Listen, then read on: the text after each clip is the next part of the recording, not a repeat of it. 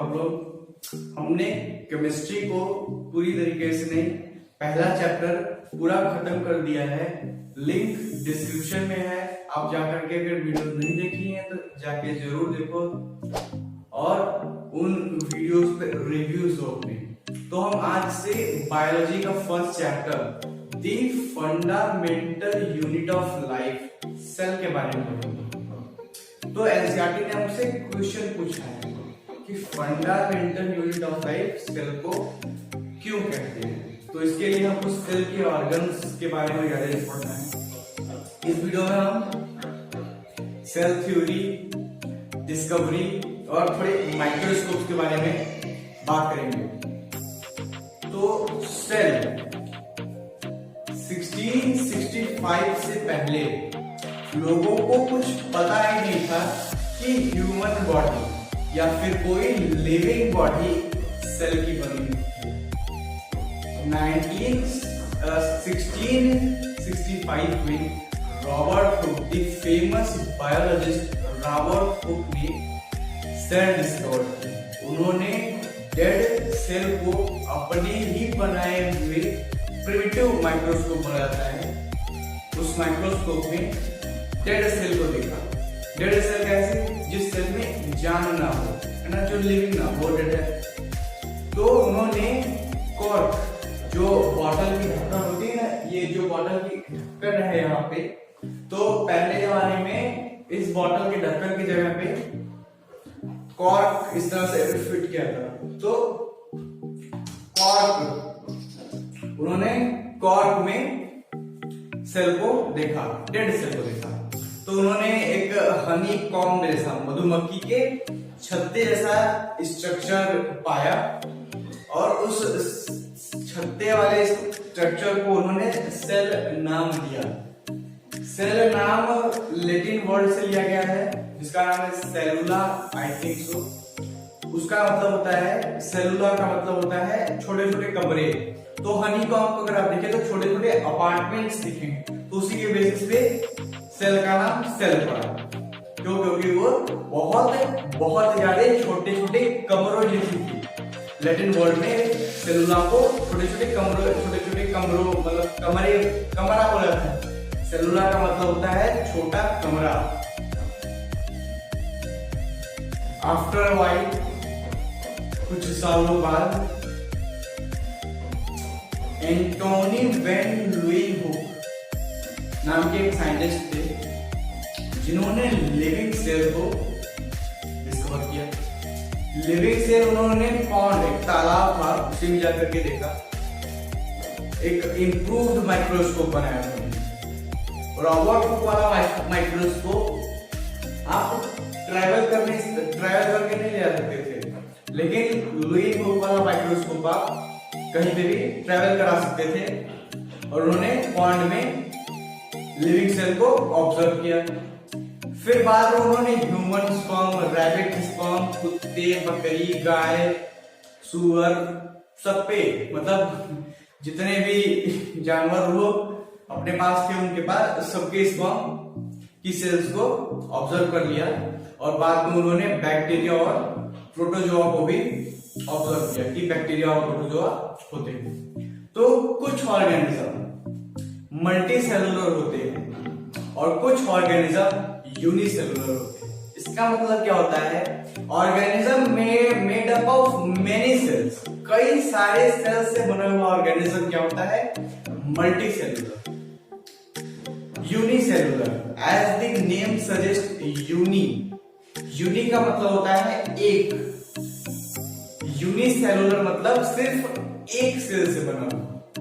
Like bacteria, viruses, ये सारे एक सेल से बने हुए ऑर्गेनिज्म हैं, लेकिन ये अपना सारा फंडामेंटल वर्क बड़े आसानी से कर लेते हैं। ऐसा क्यों होता है? इसका जवाब हम आगे देखेंगे। फिर बाद में स्लाइडेन शॉन, दो अलग अलग साइंटिस्ट ने, बायोलॉजिस्ट थे वो उस टाइम पे जब डिस्कवर किया था। एक्चुअली वो स्टूडेंट थे, पढ़ाई कर रहे थे, तो अलग अलग जगह पे उन्होंने इस चीज को, मतलब जो ये सेल थ्योरीज इन्होंने एक्चुअली सेल के बारे में बताया, इन्होंने सिर्फ ऑब्जर्व किया ये छोटा छोटा सेल है बस और कुछ नहीं, उन्होंने सेल के बारे में बता दिया। तो सेल थ्योरीज दी, ये मतलब दो छोटे छोटे स्टूडेंट्स अलग अलग जगह में पढ़ाई करते थे, अलग जगह पे इन्होंने ऑब्जर्व भी किया था। फिर बाद में देखा गया तो दोनों की थ्योरी सेम थी, तो स्लाइडेनशॉन दोनों को एक साथ ला करके रिप्रेजेंट किया था सेल थ्योरी के बाद में। स्लाइडेनशॉन ने ही नहीं, कई और साइंटिस्ट ने सेल थ्योरीज को दी थी। टोटल हमें 4 सेल थ्योरीज अभी तक ऑब्जर्व हुई है। पहली सेल थ्योरी है कि सारे लिविंग वर्ल्ड, सारा लिविंग वर्ल्ड एक फंडामेंटल यूनिट से बना हुआ है जिसे सेल बोलते हैं। तो cell is a basic structural and fundamental unit of life. दूसरा, अ न्यू सेल, जो नई वाली सेल बनेगी वो प्री एग्जिस्टिंग सेल से मिलकर के बनती है। मतलब कि every new cell is made up of pre existing cell, जो पहले से सेल एग्जिस्ट कर रही हैं, मतलब कि उनका लाइफ स्पैन चल रहा है, उन्हीं से मिलकर के नई वाली सेल बनेगी। तीसरी cell theory, every organism made up of single cell. जितने भी ऑर्गेनिज्म होते हैं लिविंग ऑर्गेनिज्म, वो सारे सिंगल सेल से मिलकर के बने हुए होते हैं। जैसे हमारा खुद का, आपने क्लास 8th में रिप्रोडक्शन चैप्टर में पढ़ा होगा कि एक यूनिसेलुलर स्ट्रक्चर बनता है after fusion of male and female gamete, जिसे जाइगोट बोलते हैं। तो वो single cell structure known as zygote. तो every organism made up of a single cell.